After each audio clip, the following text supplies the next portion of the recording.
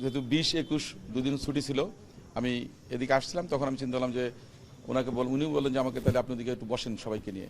তো আজকে বিভাগীয় কমিশনার মহোদয় আছে এখানে, র্যাব 6, তারপরে আমাদের পুলিশ প্রশাসনে যারা আছেন, খুলনা, বাগেরহাট, সাতক্ষীরা 3 জেলার এসপিডিসি মহোদয়, কোস্টগার্ড, তারপরে এখানে বন বিভাগের যারা আছেন এবং আমাদের বিজিবি, সব বাহিনী যারা ছিলেন, তো আমাদের সবাইকে নিয়ে আমরা বসে আলোচনা করেছি যে আমরা কীভাবে এটাকে কমিয়ে আনতে পারি বা এটাকে দমন করতে পারি। কারণ এখানে যারা সমস্যায় পড়তেছে তারা কিন্তু আসলে অত্যন্ত বলা চলে উপকূলের সাধারণ মানুষ, এবং তাদের জীবন জীবিকা হুমকির মুখে পড়তেছে, তারা সাগরে নামতে পারছে না। তো যার জন্য আমরা দ্রুত পদক্ষেপ নেওয়ার জন্য এটা ইতিমধ্যেই আলোচনা করেছি বিস্তারিত। এখানে আমাদের সাংবাদিক ভাইরাও ছিলেন কিছু, আমাদের মহসিন হাকিম ভাই সহ অন্যান্য যারা এক্সপিরিয়েন্স আছে তাদের সাথে কথা বলেছি। পাশাপাশি আমাদের যারা এই সেক্টরগুলোতে কাজ করছে তাদের সবার মতামত নিয়েছি। আমি আগামীকালই আমাদের মন্ত্রী মহোদয়ের সাথে বসে এটা নিয়ে আলাপ আলোচনা করে ওনাদেরকে একটা ফার্দার গাইডলাইন দিব। আর মিন টাইম আমাদের যে অপারেশন চলছে সেটাকে এক্সপিরাইট করা হবে এবং মানে বিশেষ কিছু অভিযান চালানো হবে যাতে আমরা দ্রুতই এটাকে নিয়ন্ত্রণ করতে পারি। আর সবচেয়ে বড় কথা, এখানে সুন্দরবন আমাদের বিশ্ব ঐতিহ্য, আমাদের এই বলা চলে বাংলাদেশের ফুসফুস।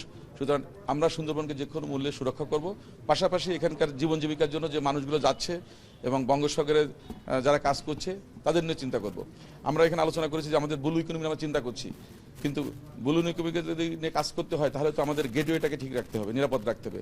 তো এই জন্য প্রশাসন বা নতুন সরকার আমরা চেষ্টা করব যে কোনো মূল্যে এটাকে নিয়ন্ত্রণ করার জন্য। এবং আমি স্বরাষ্ট্রমন্ত্রী মহোদয় এবং প্রয়োজনে মন্ত্রী বিভাগে অন্য মন্ত্রী মহোদয়ের সাথে কথাবার্তা বলে আমি হয়তো 2-1 দিনের ভিতরে আমরা একটা ফার্দার ডিসিশন নেব যে আমরা কিভাবে এটাকে মানে এক্সপেডাইট করতে পারি বা গিয়ার আপ করতে পারি। আমরা জানি যে এখানে 7টা বাহিনী এখন বিদ্যমান আছে। আসলে বাহিনীর তো সংখ্যা এক এক জায়গায় এক এক রকম বলে, কেউ বলে 5টা বাহিনী, কেউ বলে 7টা, কেউ বলে 10টা 11টা। আসলে তো এটা তো কোনো লিস্টেড বাহিনী না। সুতরাং অনেক সময় দেখা যাচ্ছে একটা বাহিনী থেকে একজন বেরোয় গিয়ে আর একটা বাহিনী নাম দেশে করতেছে। তো এরকম কিছু ব্যাপার আছে। এখন বাহিনী কি আসে না স্যার বড় কথা না। কম্বিনেশনে কোনো অভাব কি আপনাদের কাছে মনে হয় যে বাহিনীগুলোর মধ্যে কম্বিনেশন একটু অভাবের কারণে কিছুটা সমস্যা হচ্ছে?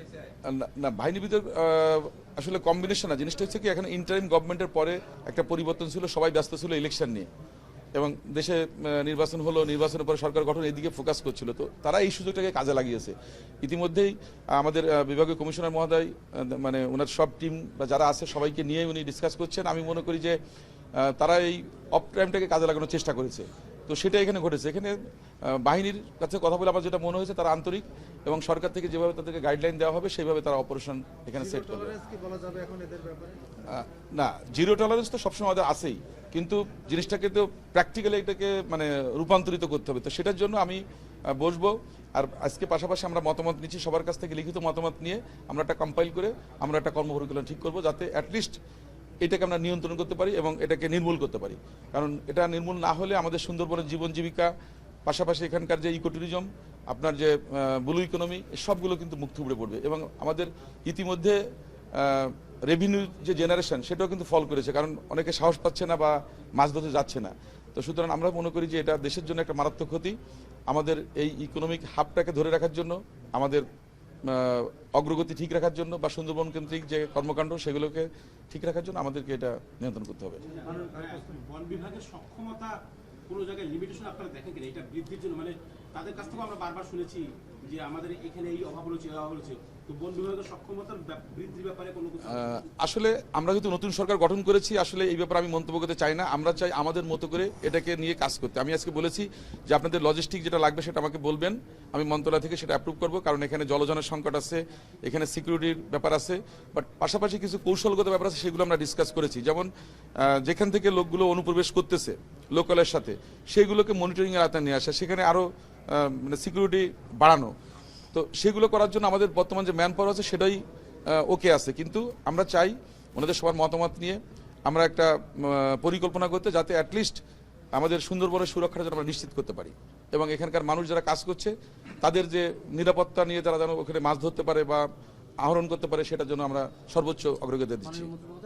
এর আগে আমরা দেখেছি 2018 সালে কিন্তু একবার এই সুন্দরবনকে দস্যুমুক্ত ঘোষণা করা হয়েছিল বিগত সরকারের আমলে। তো সেক্ষেত্রে আসলে কি দস্যুমুক্ত হয়েছিল? আপনার কি মনে হয় সেই সময়টা? এখন দেখতেছি আমি 2016 সালে প্রথম মানে ধাপ শুরু হয় সারেন্ডারের, এবং 2018 সালে গিয়ে এটা শেষ হয়। ওই দুটো অনুষ্ঠানে আমি ছিলাম। আমার কাছে মনে হয়েছে তখন আসলে দস্যুমুক্ত হয়েছিল, কিন্তু পরবর্তীতে দেখা গেল তারা যখন মুক্ত পরিবেশে আবার তারা এই সুযোগটা নেওয়ার চেষ্টা করেছে। কারণ আমাদের দেশটা তো ছোট দেশ, এখানে দেখা যাচ্ছে সম্পদের সীমাবদ্ধতা আছে। অনেকেই সুন্দরবনে গেলে মনে করে যে এখানে হয়তো বেশি বেনিফিট পাবো, সেই জন্য হয়তো সেই সময় এই ধরনের একটা ঘটনা ঘটছে।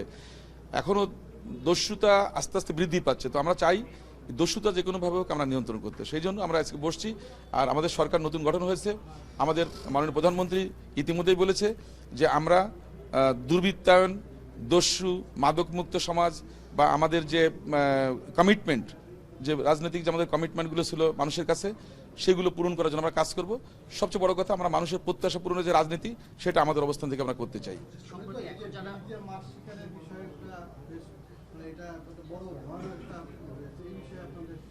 হ্যাঁ, আমি এটা নিয়ে কথা বলেছি, যেহেতু আমি সুন্দরবন সুরক্ষা আন্দোলনের সঙ্গে দীর্ঘদিন কাজ করেছি এবং এই মন্ত্রণালয়ের একজন মানে দায়িত্বপ্রাপ্ত হিসেবে আমি কথা বলেছি যে আমাদের রেঞ্জ যারা আছে, আমাদের 76টার মতো স্টেশন আছে, তো আমরা মনে করে দায়িত্ব পালন করছি।